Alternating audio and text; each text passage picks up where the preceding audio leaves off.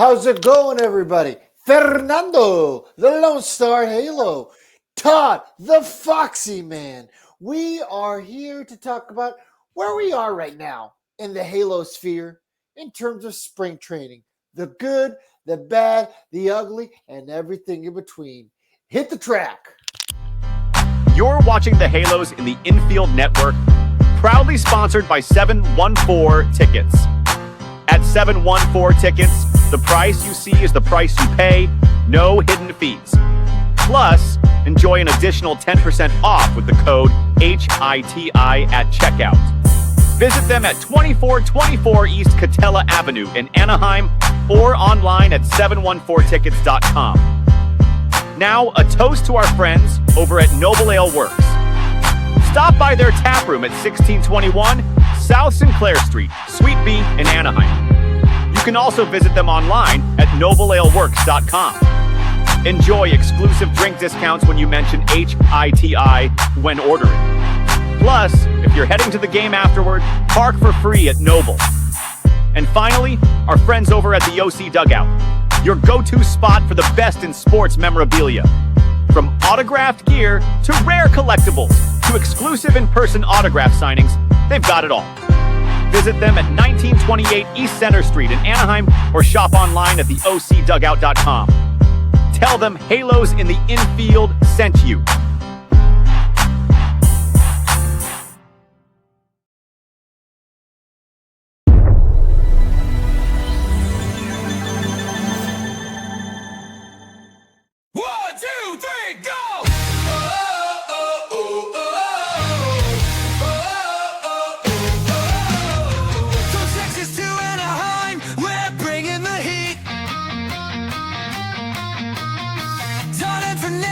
The news every week.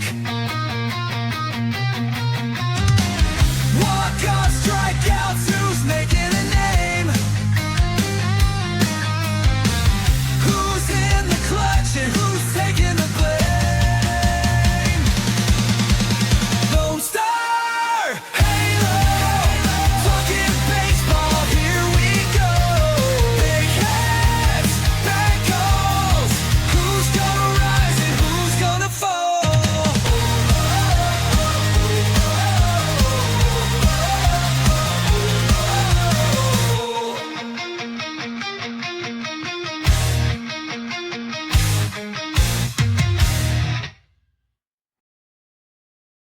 Welcome into the Lone Star Halo show. If you got through all that, that's amazing because I do love that new intro, Fernando. How about you? Yeah, my only gripe is the fact that about 3 seconds that it is me just inhaling water. There's just that one clip of you taking a big swig of water. Everything else is fine, though. That's my biggest complaint. And I mean, that's fine. No one can take a gulp like you can. That's just what I heard. I don't like that one. I don't like that. Wayne Park Gigolos are definitely jealous. But with that being said, welcome into the Lone Star Halo podcast, your weekly podcast. It's going to be getting it going as we're fine-tuning this mothership as we head into the 2025 MLB season, along with the Angels, as we're going to be reporting from spring training here, what we've seen so far. And Fernando will get things started like he did to start the show. So take it away, my friend. So, spring training roughly halfway through. I mean, obviously the regular season starts at the very end of the month here against the White Sox. And we're just going to talk a little bit about where the roster is right now, who we feel, has a chance to make it, who we think, maybe you can start busting out the pen. You obviously have your guys that are in Sharpie, right? Yeah. Your Hoppies, your Neto. Well, Neto's going to be hurt, but you know what I'm saying. He's going to make the roster. You have the guys that aren't going to be surprises. But we're going to talk a little bit about the guys that are having really good springs. And, for instance, I'll just throw a name out there. Kyron Paris. Bit of a surprise this spring. Yeah, we've seen a little bit of change in his swing, and he's being more aggressive, not only at the plate, but defensively. He's not bad either. He's got a couple, I think, game-winning hits as well.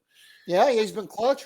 Yeah, so he's definitely trying to get over that because we've seen Angels, drafted before fairly young like he was, and they really don't either bulk up or take the next step to graduate to the next level, so to speak. And he's been a slow progression, and one of those guys where you think, okay, he's never really going to make it, but maybe he's making that, like little head nod to, the Angels brass, and maybe this is his time to take that next step. Yeah, now the thing with a lot of these like Billy Epler type guys was that they were super athletes, right? They were multi-sport athletes, or they shined in a particular facet of the game, and they were hoping to develop additional tools, and Mhm. that's not something crazy, you know what I mean? Teams do that, of course, but Billy Epler always drafted athleticism, athletic guys. We made jokes all the time that Joe Adele's, jumping over flaming tires while balancing, on a trampoline that's on top of a unicycle. You know what I mean? And we see like Mhm. Joe Adele doing this stuff during the offseason. You're like, how about you just catch a fly ball? We don't need to do all that. This guy's running like a half marathon before the game just to like loosen up. It's like, what are we? You don't need to do that. So yeah, and Kyron Paris is kind of one of those guys. Super athletic. Yeah, we've never really seen him do any kind of crazy, preseason workout videos. But I mean, like, I can see Kyron Paris and think to myself, you know what? That's an athlete. We just haven't really seen him fully put it together at the Major League Baseball on a diamond. Yeah, there's and that's the thing with him is I don't think he's gonna make the squad per se, but maybe he's gonna have more eyes on him, focusing in on the minor leagues this year, and maybe he could ball out there and then just make a case, trying to knock on the door. But you're right about these Epler guys. He went for pure athletes, not actual skill on the field, which is what we need, and that's one of the reasons why the Angels farm system has been so poor the last few years. Is they really don't have a set player or a set style that they want. Supposedly that's changed with Ron Washington. I don't know. Maybe you've seen that a little bit, Fernando, like the way they've drafted at least last year, the way that they're talking about this year. Do you think they're trying to have a culture like sort of an Angels type player? Maybe. I mean, it's still too early to tell in the sense of, I mean, this season's just starting, it's just about to get underway, I should say. We didn't really get to see the fruit of Ron Washington's labor much last year. Yes, you got to see some of these young guys take the next step. Mhm. I think Zach Neto proved that he is capable of being where we currently stand, a top 15 shortstop in Major League Baseball. I think it's a top 10 shortstop. But, the point is there's still some debate there.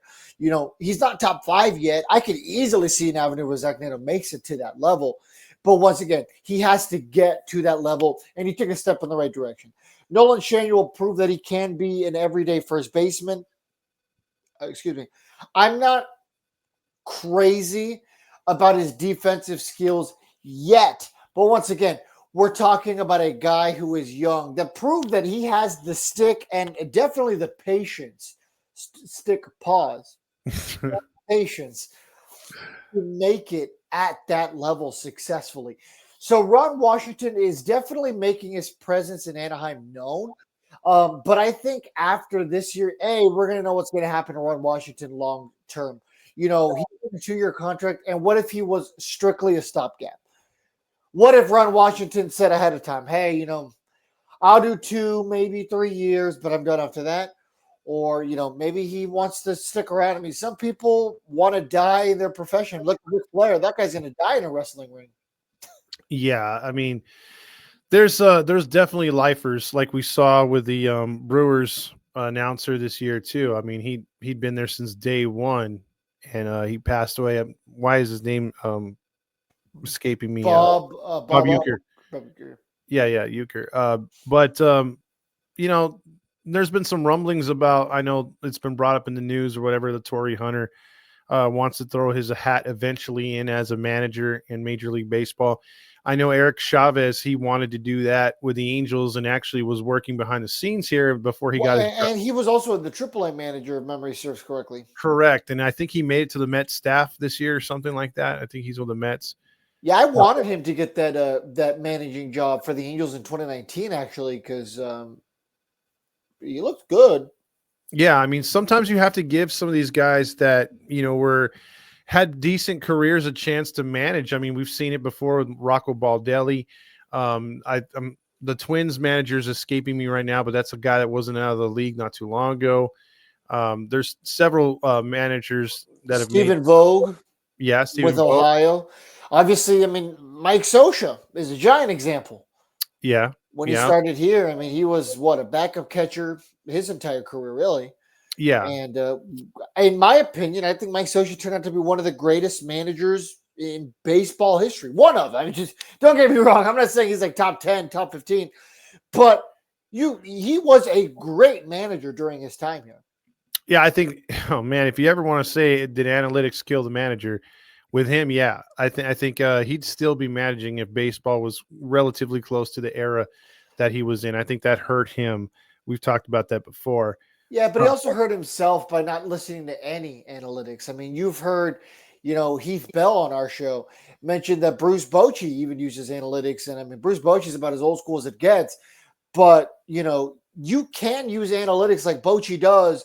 If you feel a certain type of way, like, hey, man, it's like the fifth inning. I have a feeling Todd's about to get rocked here. Mhm. The analytics are saying it too. I'm going to take him out. Like, that's what analytics are for. Like, I'm feeling like this is going to go bad.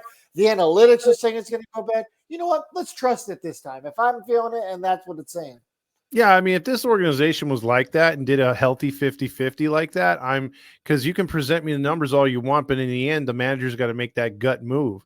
So if it's like that, instead of, hey, these guys upstairs are telling you to start this dude at number 1 and take out the pitcher in the 4th inning, no matter what he's doing.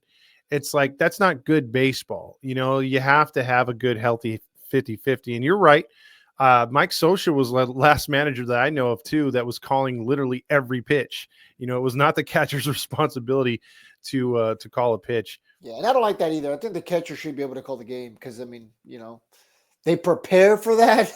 Exactly. And by the way, another thing, I don't know if you saw, Mike Napoli made the coaching staff of the Cincinnati Reds. So there's a few Angels that have bounced around that have gotten managerial jobs. I haven't seen that, but honestly, if you would have asked me 10 years ago, do you think Mike Napoli would ever be a successful coach in Major League Baseball? I would have said yes. I kind of always had a feeling that guy had it in him. But you know what's weird, though? I don't know if you got the same vibe as me, but when he was with the Angels, I think he was too fresh, too young, and he really didn't have that team aspect. Like, he was a good guy and everything, but it seemed like his baseball smarts, his knowledge of the game changed when he went to Boston. Yeah. Hit that next level, you mean? Not tier? Boston, Texas. I'm sorry, Texas. Yeah, when he became the Angels masher. Exactly. I think that changed him big time. Yeah, and I know some people on the network have already talked about the Albert Pujols thing, but I'll say this. There was a lot of people who were surprised that Albert got that role and succeeded in it. And to all those people, you kind of have to wonder, really? Are you really that surprised? Albert Pujols has kind of always had the baseball knowledge. I mean, I'm surprised it didn't happen sooner that he got a management position. I legitimately see an avenue where Albert Pujols is managing a team by the end of the decade. Yeah, I could definitely see that. Maybe even sooner. Maybe he'll take a crack where some guys get their starts, and which is in the World Baseball Classic or things of that nature. We'll just have to see. Yeah, I mean, he did the winter ball, right? And the Dominican Winter League, is that what it is? Correct. And correct. I mean, the DR1. We'll see if he makes it over to the Classic, because that's next year, and that could be the only baseball played. We'll see about that too. So hey, I mean, if the season has to die in vain for for there to be a legitimate change to the CBA, all right.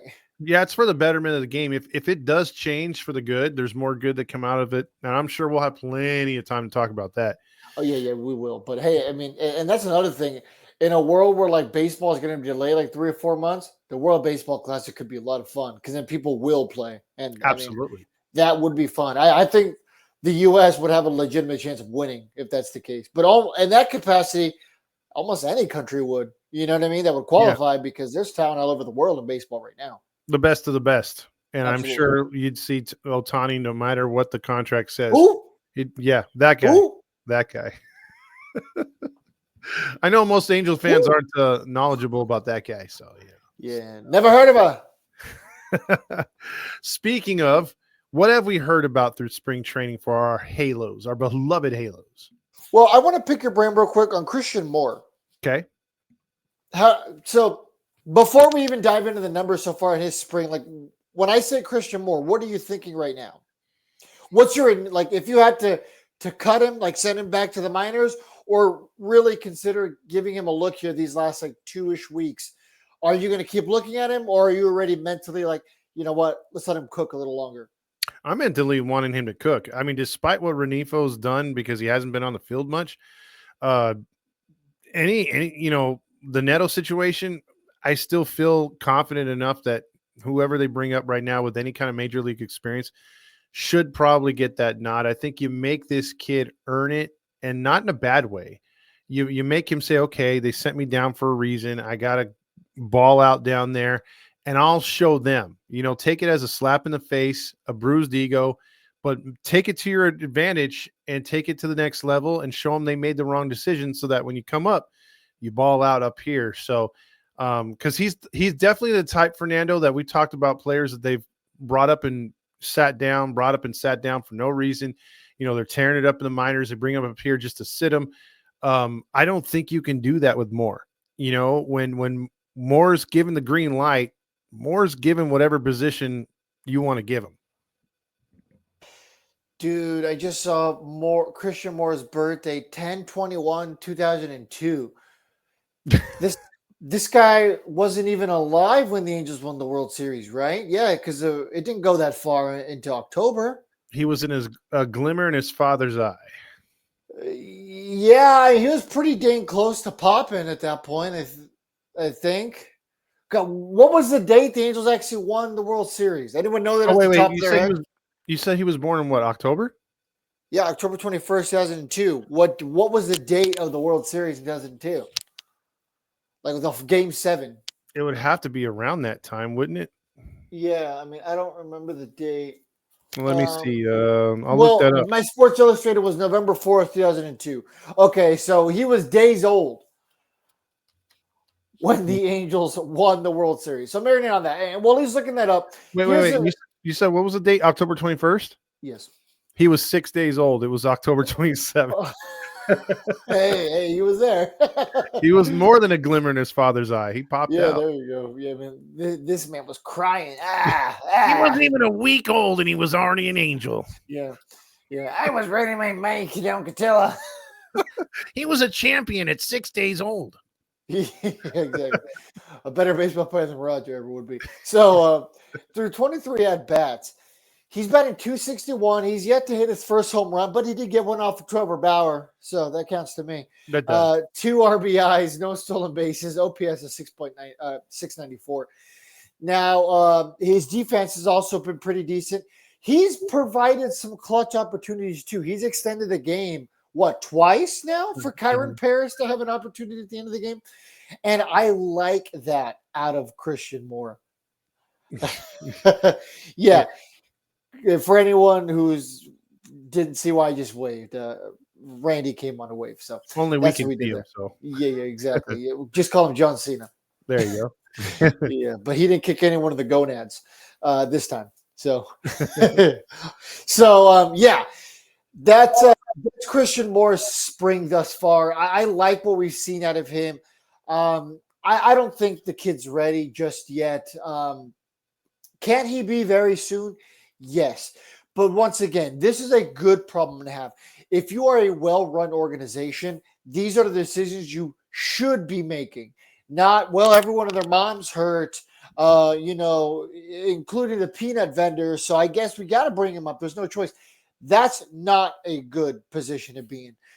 But when you're trying to decide, hey, Kyron Paris is having a good spring. We have Rengifo, we have Newman, we have Kingery, who's also having a decent spring. Let's keep Moore down. That's a good problem to have. Because then all of a sudden it doesn't go from Zach Neto to Squid. Zach Neto, Lopez. You know what I mean? Like, that is a dramatic drop-off. Well, here's my question to you. I mean, do you go with maybe Ryan Noda or, like you said, a Kingery over Paris. I mean, how much more does Paris have to ball out to beat those two guys, in your opinion? Because again, we're not starting with Neto. We'd likely have locks of Moncada, uh, and Renifo. We'll probably talk about him right now. Him is only because of the contract. Yeah, yeah. Yeah, if he was on a like invite only minor league deal, like Tim Anderson is, I'd say cut him. Well, I mean, he hasn't been that bad, but I mean, I mean, he hasn't got a hit yet either. true. But I feel like he's a guy that can ball out when needed to when the season starts. Yeah, You know, we'll touch on him. Honestly, right now, if it was up to me, since Zach Neto obviously doesn't count, he's starting the year injured. Renhifo's automatically in. Moncada's already automatically in. Newman's automatically in. Right now, I think it's between Kingery and Paris.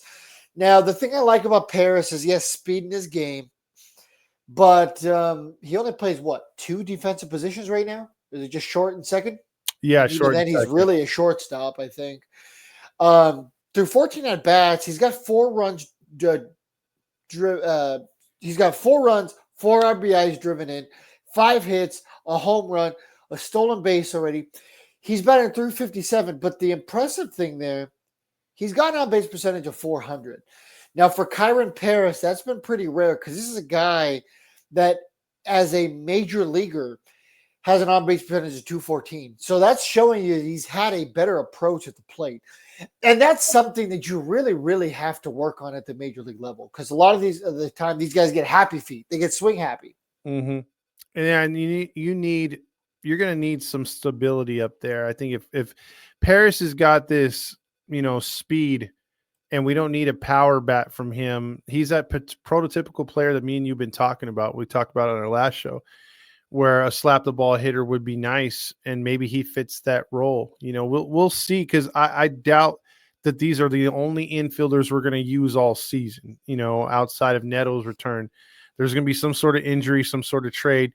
So again, if Paris is balling out, he's going to get a look at some point, and it just depends on what he does up here. If it could translate to the regular season, Moncada could be a bust.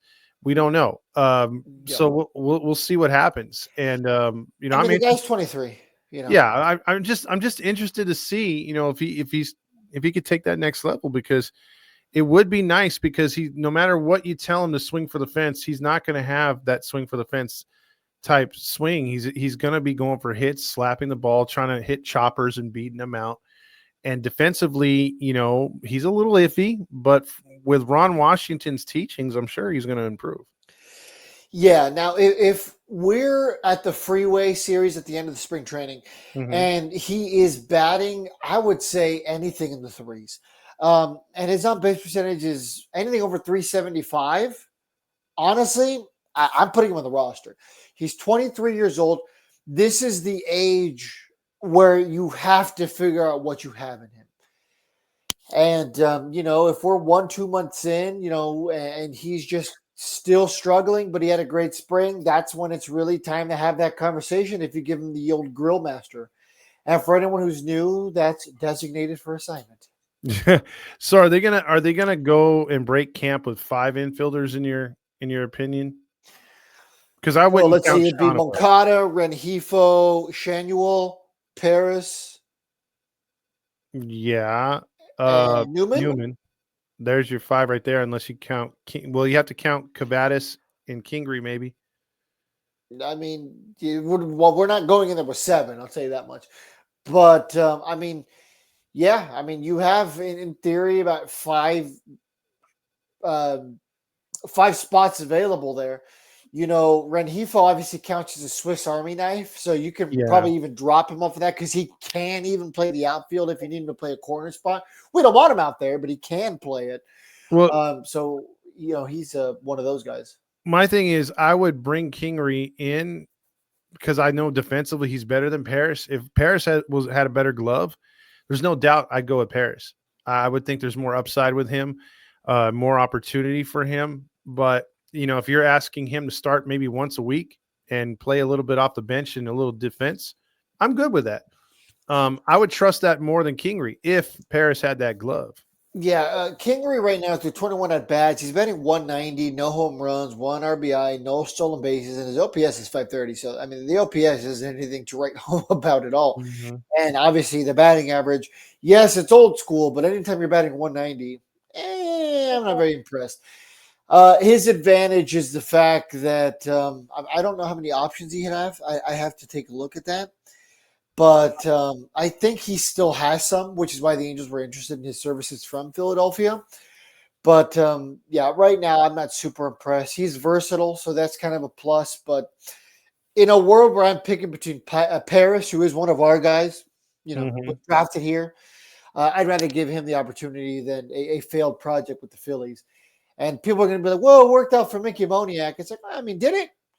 I like Mickey Moniak, but I mean, as of right now, he's an average major leaguer who has occasionally been above average.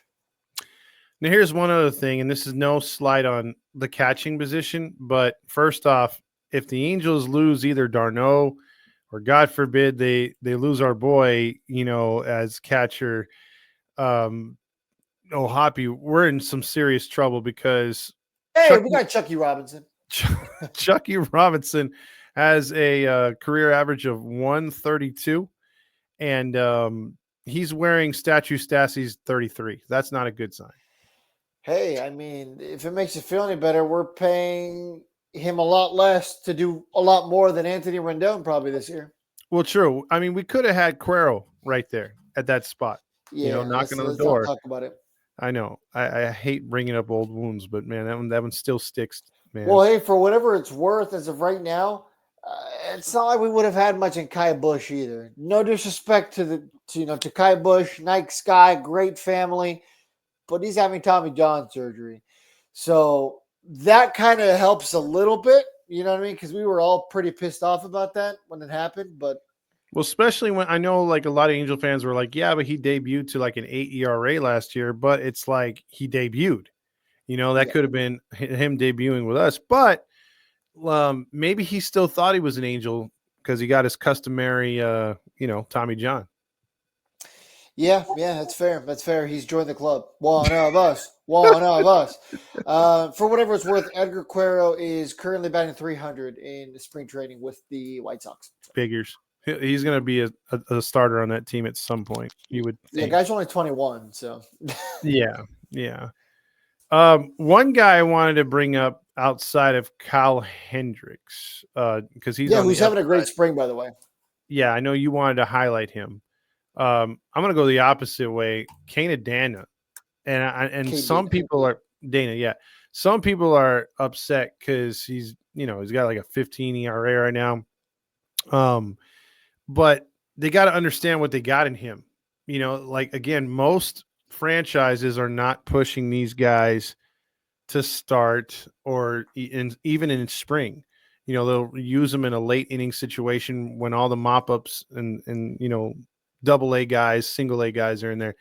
He's going against the lead guys for the most part, and we're rushing these guys through. Angels fans need to pump their brakes. I might sound a little like the Halo brothers here, but I'm going to say, hey, hold on a second. Wait a minute. Give him a break. He's only 21 years old. We barely drafted this kid. He's got to find his stuff, and there's no doubt he will. But just chill, man. Don't hit that panic button yet. Yeah, I like this guy a lot. And I understand that he hasn't been super impressive every time we've seen him, right? He had a good debut, his very first start, got Mhm. rocked the last two of last year.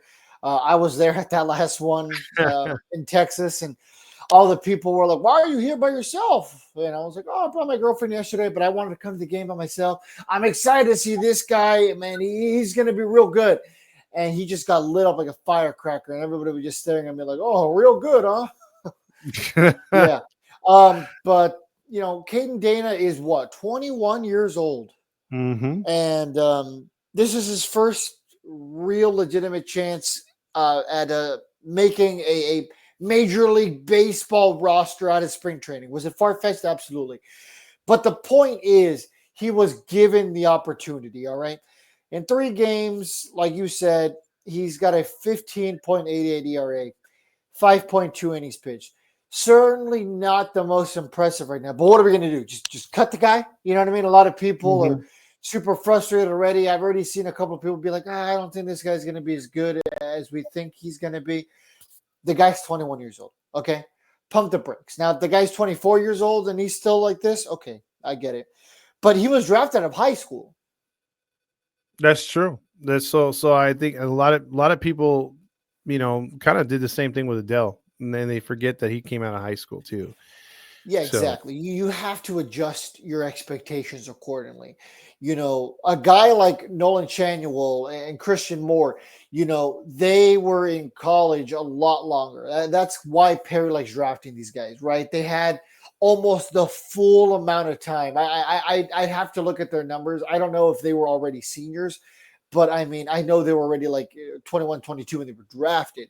So in theory, that means they had at least 3 years of college baseball under their belt. I mean, look at Zach Neto. He was already pretty marinated. So by the time that he came to the Major League Baseball level, the adjustment wasn't as severe. Of course, there's always going to be an adjustment period. But if, Christian Moore is at a big time school, right? Tennessee, that's what SEC. So that what's the term I'm looking for? expectation. The competition there and isn't as big of an adjustment, right? At that point, if you're playing at that level of college ball, it's like AA, AAA. It's somewhere in that gap there. So you're not really transitioning. Why do you think Christian Moore went to low A and started mashing, and then went to double A and started mashing? Because he's already been to that level essentially in college baseball. And now he's not exactly facing nothing but major league pitchers right now during spring training. There's been some games where he's gotten some starts or he's got in a little earlier, but primarily it has been like, fourth, fifth inning, he's been getting in there and he's been making the most of his opportunities. But, we haven't seen him face, Justin Verlander yet. We haven't seen, anything like that just yet. Yeah, and speaking of, more again, and looking at Neto, you see a dog in them. You've seen how Neto came up very he knows what he has in himself. He's a gamer with the whole eye black, no matter the day, inside or out. He's a ball More, boy. yeah, more is the same way, dude. I mean, like this guy talks the talk, but he walks it too. And he's that kind of player that has that, I want to hang around that dude type aura about him. Same as Neto. Neto's like the jokester in the clubhouse. This guy's like the big rah guy.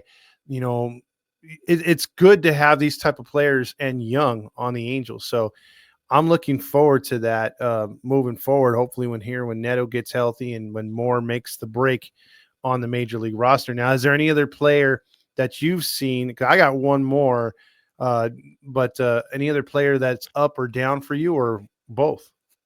Kyle Hendricks up. His stock is rising so far. Once again, we are talking about a guy who he's only got 8 innings right now, but hey, he's got 3 games under his belt, and those 8 innings have been good. 2-0, not the wins and losses matter in spring training. 2.8 ERA, 8.2 innings pitched, 9 strikeouts. He's looked good, kind of what we need him to be. An anchor, be consistent. I don't think this guy's going to give us a 2 ERA during the season. If he does, man, talk about the steal of the year.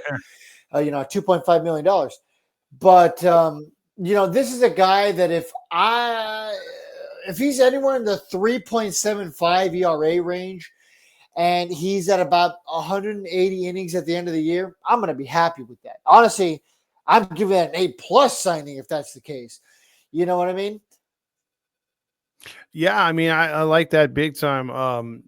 Hendricks can show you some stuff, and I think it's something that's not really talked about is his strikeouts. So I mean, he does rack up the strikeouts as a guy you wouldn't think would be that type of dude. But yeah, you're right. I think whatever he wants to be or whatever he needs to be, he has shown that he can. Is there anyone down for you right now that you're looking at kind of raising an eyebrow or kind of worried about? I mean, I'd already said a little bit, Yoan Moncada. I'm not on the, hey, let's cut him train. But, I'm not super impressed so far with what I've seen. Um, 10 at bats, a 0 average, Mhm. no home runs, obviously no RBIs even. So he's a bit of one. I'm trying to think anyone else. I mean, obviously Joe Adell's defense has been a little So, at best, a little sus, as the mhm. kids like to As the say. kids Yep, would say. as the kids would say, sus. Oh, Um, Tyler Anderson's gotten lit up a couple times. I have not seen any Tyler Anderson pitching this spring. That is one thing I will admit. So, I'll give you he's my down right now. I know he could pitch much better. I think am assuming he's going to pitch much better when the season starts. yeah, But you're probably just working on something. Hey, I threw the fastball up in the zone terrible this year. I'm going to do nothing but that. yeah, I'm telling you right now, this guy was high on last year, and I think he can prove it again this year, and maybe take the next step. And this guy is the opposite of Hendricks. He's more just like Anderson, pitch to contact, and that's Jack Kowanowitz. Last year he was 11 starts, 2-6, 3.99 ERA, but his average run support was only 2.5. And he pitched 65 innings and had 25 strikeouts. So the strikeouts aren't in his repertoire really. He gets almost a strikeout on accident, but the thing is, he keeps the ball in the ballpark, and he's a pitch to That's contact important. guy. Yeah, and so I like this kid. It's just unfortunate. I don't think he'll be on at least in the rotation. I don't know if they're going to just use him out of the pen. I think they'd be wasting his talent if they did. I'd like to see him continue to go down a little bit here in the AAA or AA system. What do you think? Yeah, I mean, it's going to be very interesting to see. Because right now, I'm not going to use the term logjam like the Angels have a bunch of quality candidates right now to take Mm-hmm. over some of these roles. But going into the season, they have a lot of guys who are kind of fringe guys, right? I mean, Reed Detmers hasn't taken the world by storm this spring either. Um, we also have guys like Clausen, Aldergetti, who have opportunities to make this team. So it's a good problem to have in the sense of, hey, for once you have some starting pitching depth, but also there's no guarantee that it isn't going to be a Zach Neto to Jack Lopez situation right now. Because I like the future outlook of guys like, Clausen, Aldergetti, Kohanowitz. But right now, I'm not exactly comfortable with any of those guys starting every fifth day at the moment either. But it's always kind of hard to judge the first couple of weeks of spring training because once again, let's just say, hey, this guy just got a new pitch or cutter. They're going to throw the cutter nonstop. Hitters are going to sit on that cutter and they're going to take advantage of it. But that's not the point of it. So it's kind of hard to judge that kind of stuff. Now, these last 2 weeks are really going to help us decide who is ready, who isn't ready, because this is when they actually start to work on their repertoire instead of just one single pitch. Yeah, now you're going to see the full. Did their curveball, uh, mature this season from last season, or is that breaking pitch that they're working on better? Is he pinpointing his fastball? There's a lot of things to look at, and it is going to be interesting because you're going to start to see these players play deeper into ball games. So guys like Kyron need to really play good to keep an opportunity for them to see more at bats throughout the spring. So it's going to be interesting to see what happens. Like you said, we're really going to zero in, and I think we should know. I think they make the final cuts. What is it? A day or two into the. I think by game 2 of The the Freeway Dodgers Series? Angels. Yeah. Yeah, we should know what the Angels are going to look like on the opening day. So There's one more guy I want to ask you about. Your man crush, Jose Suarez. So obviously, nothing in the win-loss department. 2.08 ERA, 3 games pitched, 4.1 innings pitched, and 3 strikeouts. Jose Suarez is very streaky. He is either the best pitcher on the face of the planet that day, or he is so bad that the right operator at the Matterhorn could pitch better. There's no in between with Jose Suarez. You know what I mean? There's no, he did okay. He's Yeah. on one side of the spectrum or the other, depending that day. How are you feeling right now about Suarez? I know the obvious answer is like, oh, I don't trust him, but he's obviously here. Yeah, he's here. He's another one that's just hanging on by a thread, in my opinion. Like, it's just like got no more options. It's obvious that this franchise, for whatever reason, sees something in him, and he's not going to be I that think type he saw something in them, if you know what I mean. probably. And I think it's going to be one of those things where he doesn't have like 4 innings and a 9 ERA and you get rid of him. They're going to ride that Suarez train for at least a month and a half to 2 months of just pure bad pitching before they even think of cutting him loose and probably inviting him back once they DFA him. So, he'll accept the assignment. So Yeah, he has some videos of Artie with baby oil or saying some kind of slur or something. I don't know. I don't know, man. He's got something. I don't know what that something is, but it must be something. For the record, if it is about Artie, then please just share it. Please just share it with the world. Yeah, I think we could put a GoFundMe to take care of you if you were to do that. Believe me. Yeah, that's fine. I can think of a lot of angels who would happily be like, yes, thank you. Hey, real quick, a curveball. I just saw this. The Angels are, obviously stretching out Sam Bachman, but this came back to me. I was thinking about asking you about that. Is that a good move or a bad move, making Bachman a starter? Bad move. Bad move. The guy has been very unhealthy. So I don't think if someone's having health issues, you consider, giving them extra work. Prove to me that you can do it consistently for 1 or 2 innings before we worry about anything more than that. So then in your opinion, Lone Star, is this dude, what's the ceiling for him if healthy, in your opinion? Major league closer, maybe a setup, most likely a setup man. Pitch every other day at best out of the bullpen for an inning. But if he pitches 2 innings, he's going to be out the rest of the week, analytics. But I think that's his ceiling. I think the ship has sailed on him being a dominant starting pitcher.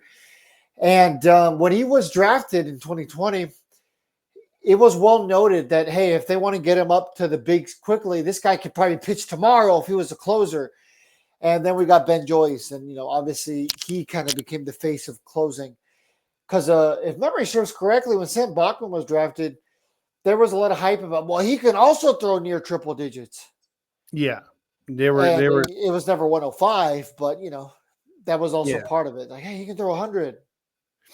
Yeah, and we talked about that on the previous show. I mean, the bullpen is something that I think we're, for the most part, okay with. We're not like, it's not like 100%, but you're feeling pretty confident, especially if you got a lead.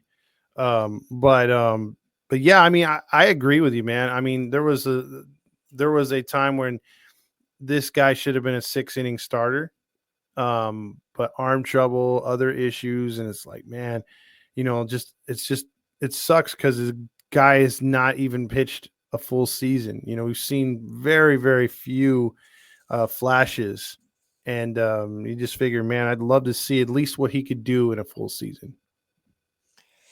Yeah, I would as well. There's one more thing I wanted to ask you about. Okay. So there was a post that was made. I don't know by who. Royal Media, maybe Doyle Media. Anyway, so it was the 10 worst contracts in Major League Baseball. 3 out of the 10 are Angels. Number 1 is Anthony Rendon, of course. You can't Number argue that. 4 is Josh. Yeah, exactly. Number 4 is Josh Hamilton, and number 7 was Albert Pujols. Disagree. I don't think he can be in the top 10 with a lot of the contracts that have come, even on the pitching side, to guys. I mean, do we forget about Mike Hampton to Colorado? How much they paid for him and how much he gave them? There's a lot of players that have been just swept under the rug over the years. Whereas you've brought up many times, and you kind of turned my head. and Anthony Rendon doing the same thing about Pujols being the worst guy. I mean, there's several Angels contracts. I mean, you could put ahead, in my opinion, of Vernon Wells. You could put him ahead Yeah. of Albert Pujols. So yeah, I wouldn't put him in the top 10. No, because he produced. I mean, just look at his numbers. Yeah, it just wasn't what people wanted, and I mean, Yeah. about that. But I mean, once again, the guy played throughout most of his contract until he really got cut. So Well, here's what I got to ask you, because I think Angel fans. I mean, what Pujols was a good 10 to 11 years into his baseball days, and you don't go into buying, like, let's just say, hey, I said, hey, Fernando, I'm gonna buy me a new car today. I got myself a new car, and you say, okay, what car did you get? Oh, I got a 2019, and you're all, but it's 2026. How many miles does it have in it? Oh, it only has over 100,000. Yeah, but by 200,000, you tell me you're going to have to get an engine change. It starts to break down, or not an engine change, but see, I'm bad with cars, but you're going to start having huge trouble. yeah, you're having to pump a lot of money into it, and you're like, well, hey, I'm not getting the use out of this I wanted. Well, yeah, you didn't buy a new car. Exactly. You're going to say, well, if you wanted to get the elite part of that car, you would have did it 100,000 miles ago. Yeah. So I think that's why I think the Angels fans were hey, Pujols looks great if you've got a World Series team, 10 years into his contract, he can provide you something for the first 3 or 4 years, but you sign him to a 10-year deal, you're stuck with him on that back nine. And yeah, exactly. Again, I mean, he put up numbers. You went over his numbers. Those weren't bad for his age and the stuff he was dealing with. Yeah, the guy was like 10 years older than we thought he was, probably. It's like all those memes about like, like, oh, hey, the girl you had a crush on in high school went through a divorce, like 3 or 4 kids later, then hits you back up. You know what I mean? Like, yeah. And then yeah, I mean, she's not who she was in high school, but I mean, neither are you. So yeah. But yeah, there's a couple of these contracts that are, like justifiable. Like Bobby Bonilla is number 3.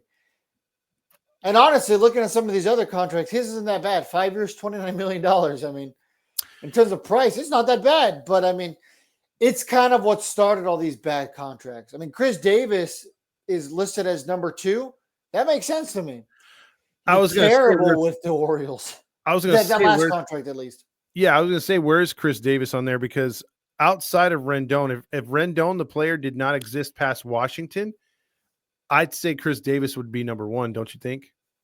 Yeah, I mean, there's a lot of people who I honestly thought would fight to get Pujols higher. I don't, like I said, I don't see it. There's worse contracts. Now, if it's like top 10 Angels worst contracts, yeah, of course, by default, it's going to be on there. But by default, really anybody would be who has signed a big deal with us. That's true. But I mean, Steven Strasburg's number 6 at 7 years, 245. Same thing we signed Rendon for. He should be higher. I agree. I think he's got to at least be number 4 on that list because the promise. I mean, that guy again was the heir apparent. He was supposed to be pitching into his Verlander years. He was drafted as the guy. He was supposed to be, the pinnacle, one of the best pitchers. And there is a wire where he was one of the best pitchers in Major League Baseball, no doubt. And one of the biggest reasons they won in 2019. But yeah, he got his money and just died out there. Oh yeah, if he were healthy and didn't have all those arm issues, leg issues, I'd say he'd have a career up until this point pretty comparable with Garrett Cole.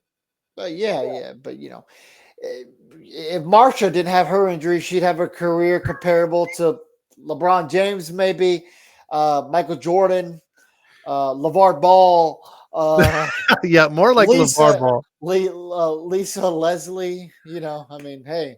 One of the all-time greats. Look, I'm just sad that, Marsha did not stay in the league this year. She retired due to the injuries, but she could have been playing with Brittany Griner. I mean, that would have been a very, 2 tall centers like that. You never know. There you go. So why did we go to WNBA? I don't know. But I mean, I just started naming, athletes.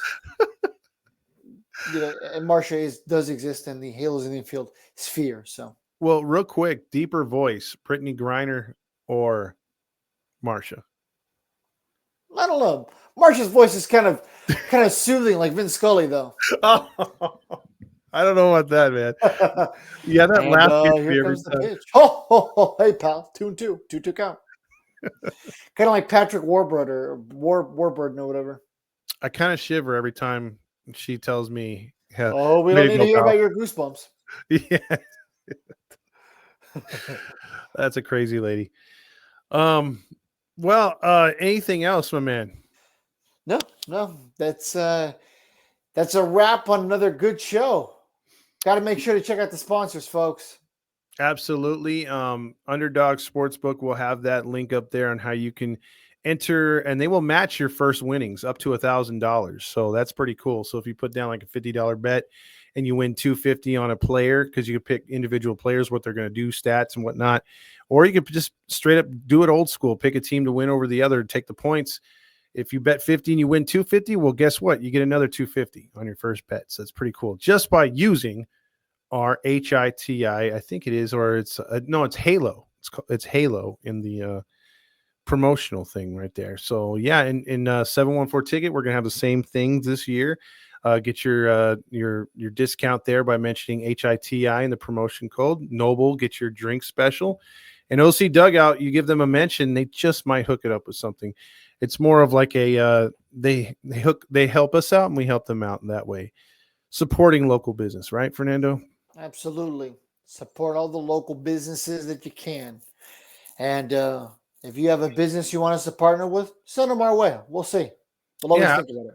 absolutely. And then so we'll have some news coming up here too about the April 5th. It's not opening day, it's the second day, because I know a lot of people can't get out for that Friday game, but it's definitely gonna be packed on Saturday for game 2.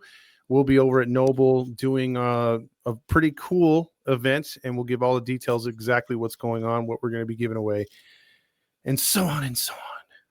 Stay tuned. Absolutely. So for Todd Fox on the Lone Star Halo podcast, the host of the show. Have a good night or a good day, and viva los angelitos. Absolutely. And where's your outro? Oh, there it is.